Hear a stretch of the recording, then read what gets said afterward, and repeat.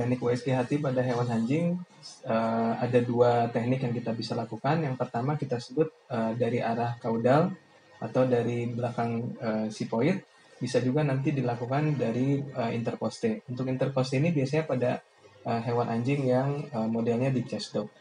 Anjing yang sekarang dipergunakan adalah anjing beagle, sehingga kita bisa melakukan scanning pemeriksaan dari kaudal sipoid. Kita letakkan posisi probe-nya tepat di arah kaudal sipoid. Kemudian nanti arah probe-nya ke arah craniodorsal. Kita letakkan lurus seperti ini. Kemudian kita letakkan ke arah craniodorsal. Di sini kita sudah melihat hati bagian atau lobus hati yang sebelah tengah. Ditandai dengan batas paling luar, ini adalah diafragma. Kemudian ini adalah hati lobus yang sebelah tengah. Kita bisa melihat tekstur hati yang homogen, berwarna abu-abu atau hipoekoik. Kemudian ada struktur beberapa bagian dari hati yang bisa dilihat di tampilan sonogram ini. Yang pertama kita bisa melihat struktur yang anekoik atau berwarna hitam dengan dinding yang tipis seperti ini. Ini adalah bagian dari vena hepatica. Vena hepatica ini nanti bersatu di bagian bawah menuju ke vena cava caudalis. Ini vena cava caudalis. Ini vena hepatica.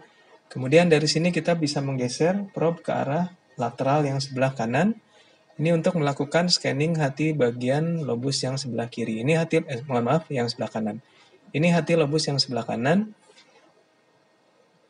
Kita bisa melakukan pengaturan deep untuk membuat gambar hati menjadi lebih fokus. Ini hati lobus yang sebelah kanan.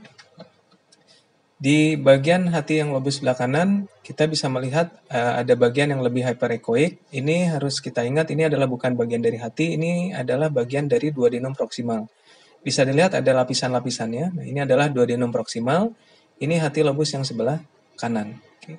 Kemudian kita geser lagi probe kembali ke hati lobus yang sebelah tengah.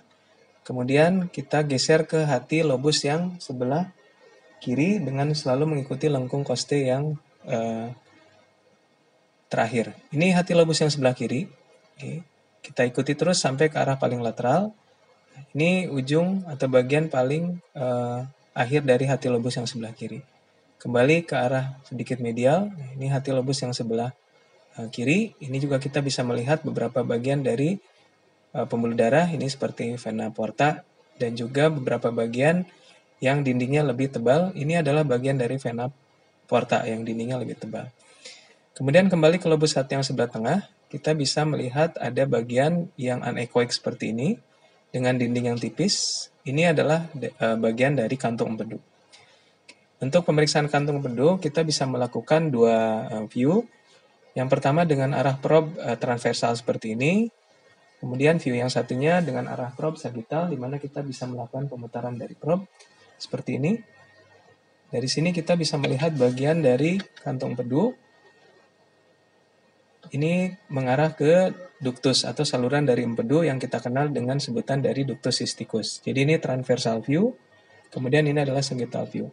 Ini di bagian atas ada artefak sedikit yang terlihat warnanya lebih hypoechoic. Ini biasanya disebabkan karena ada bagian bayang-bayang dari sternum yang terkena pada saat kita melakukan scanning empedu tersebut. Ini kita bisa melihat ini dengan arah probe yang sagittal view. Kita bisa melihat sekali lagi bagian dari ductus cysticusnya ke arah bawah sini.